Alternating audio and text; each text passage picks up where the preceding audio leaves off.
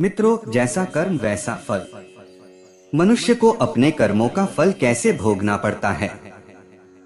हम जो भी कर्म करते हैं उसका फल हमें अवश्य मिलता ही है। आप उस फल से भाग नहीं सकते। भागने की कितनी भी कोशिश कर लो पर वह फल आपको भुगतना ही पड़ेगा। इसके बिना कर्म शांत ही नहीं होता। हम कितने भी अच्छे बुरे कर्म कर ले, उसका फल हमारे साथ ही रहता है। चाहे वह हमें देर से ही मिले, लेकिन मिलता जरूर है। अगर हम बुरे कर्म को छुपाने के लिए दुनिया की कोर्ट से अच्छे वकील को रोककर बच जाते हैं, लेकिन कुदरत की कोर्ट से कैसे बचोगे? वहाँ पर किसी भी वकील की बहस नहीं चलती और ना ही किसी की सिफारिश चलती है। कुदरत ने बनाए कर्म के नियम। कुदरत ने जो कर्म के नियम बनाए हैं उसमें कोई गलती नहीं होती है। कोई भी कर्म करो उसका फल हमें मिलता ही है। कर्म के नियम में किसी भी वकील या फिर जज की सिफारिश नहीं चलती है।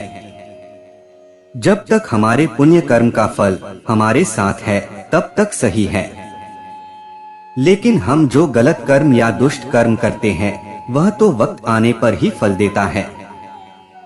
इसलिए कर्म करने से पहले हमें सोचना चाहिए। कर्म हो जाए इसके बाद उसके फल से भागना व्यर्थ है। हम जो भी कर्म करते हैं उसका फल पाने के लिए तैयार रहना चाहिए। कई कर्म ऐसे होते हैं जो हंसते हंसते किए हो, लेकिन उसका फल रोते रोते भुगतना पड़ता है। राजा परीक्षित को कर्म का फल कैसे मिला था? राजा परीक्षित एक महाज्ञानी, विद्वान और संस्कारी राजा थे, लेकिन उनसे एक महान पाप हो गया था। क्रोध के आवेश में आकर उन्होंने एक निरपराधी ऋषि के गले में मरा सांप पहना दिया था। राजा घर आए शांत होते ही उनको उनके दुष्कृत्य का एहसास हुआ और पछताकर कहने लगे कि मुझसे कितना भयंकर पाप कर्म हो गया। अब वह समय तो वापस नहीं आ सकता, तो राजा परीक्षित को उस कृत्य का फल तो भुगतना ही पड़ेगा। परीक्षित एक बड़े राजा थे। उन्होंने अपनी सत्ता का कभी भी दुरुपयोग नहीं किया था।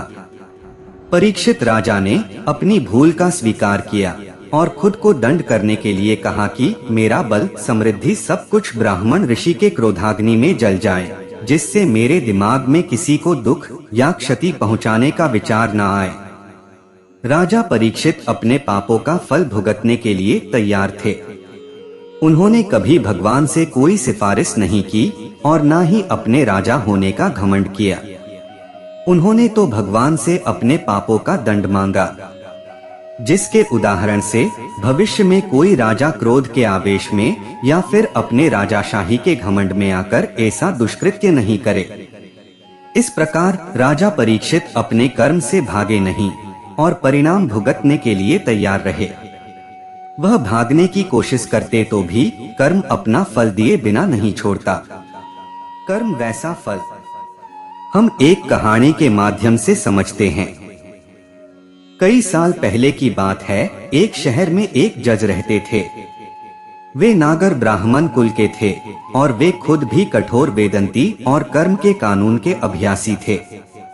एक बार वे जज सुबह में टहलने निकले थे।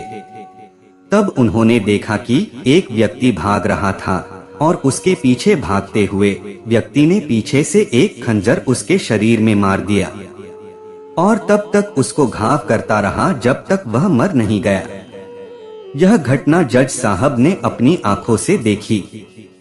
खूनी भाग गया था। उस खूनी को जज साहब ने ठीक तरह से देखा था।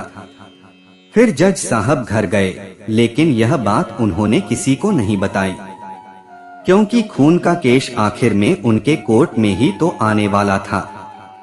फिर पुलिस की पूछताछ शुरू हुई। 6 महीने में पुलिस की संपूर्ण इंक्वायरी पूरी हुई।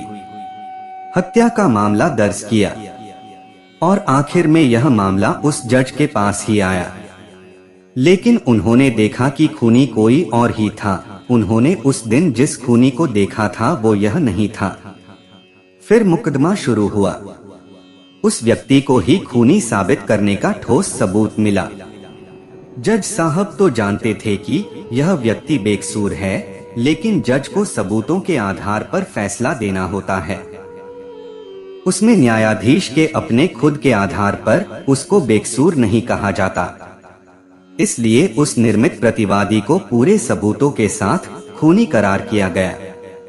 लेकिन जज साहब एक वेदंती और कुदरत के कर्म के नियम के पक्के अभ्यासी थे।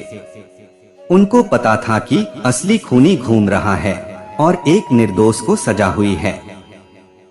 इसलिए उन्होंने फांसी की सजा सुनाने से पहले नकली खूनी को अपने चैम्बर में बुलाया। जज साहब के पास जाते ही वह नकली प्रतिवादी रो पड़ा और कहने लगा कि मैं निर्दोष हूँ, मैंने खून नहीं किया है। पुलिस को असली खूनी पकड़ में नहीं आया तो उन्होंने मेरे पुराने गुनाहों के आधार पर मुझे पकड़ लिया और मेरे खिलाफ सबूत खड़े करके मुझे कोर्ट में खूनी साबित किया गया है। तब जज साहब ने कहा कि यह हकीकत मैं जानता हूँ, तुम बेकसूर हो। मैंने खूनी को अपनी आंखों से देखा था, लेकिन मैं इस मामले को कानूनी रूप से नहीं ला सकता क्योंकि कानून सबूतों पर आधारित होता है। सबूत पूरी तरह से तुम्हारे खिलाफ है, इसलिए मैं तुम्हें कानूनी तौर पर खूनी साबित करके फांसी की सजा सुनाने वाला हूँ। लेकिन कुदरत के नियम में कहीं कुछ गलत तो नहीं हो रहा है ना? इस बात को सुनिश्चित करने के लिए मैं तुम्हें अकेले में एक सवाल पूछता हूँ, इस बात का तुम मुझे बिल्कुल सही जवाब देना। मेरा सवाल यह है कि क्या तुमने भूतकाल में किसी का खून या फिर उतना ही बड़ा कोई अपराध किया है? झूठे आरोपों में फंसे व्यक्ति ने अपना सिर झुका कर कहा कि मैंने भूतकाल में 2 खून किए थे, लेकिन मैंने उस समय पुलिस वाले को बहुत सारे पैसे दिए थे, इसलिए मैं निर्दोष साबित होकर छूट गया था। लेकिन इस केस में मैं सच में बेकसूर हूँ, फिर भी सजा मिल रही है। जज साहब को समझ में आ गया कि भगवान के कर्म के नियम में कोई चूक नहीं है। पहले 2 खून के समय उसके पुण्य कार्य का फल चल रहा होगा, इसलिए उसका क्रियमाण कर्म ने फल देने में देर लगाई और कर्म संचित हुए। अब जब पुण्य खत्म हुआ होगा तो पहले के 2 खून के फल के रूप में संचित हुए कर्म ने इस बार प्रारब्ध रूप से बेकसूर होने पर भी उसे फांसी की सजा दी। तो दोस्तों, जैसा कर्म वैसा फल। मनुष्य को अपने कर्मों का फल कैसे भोगना पड़ता है, ये तो आप समझ गए होंगे। तो मनुष्य ने जीवन में हमेशा अच्छे कर्म करने चाहिए। तो दोस्तों, उम्मीद करता हूँ कि आपको वीडियो पसंद आया होगा और आप हमारे चैनल पे नए हो तो लाइक, कमेंट और सब्सक्राइब जरूर करें। आपके एक लाइक से ही हम मोटिवेट होते हैं। धन्यवाद।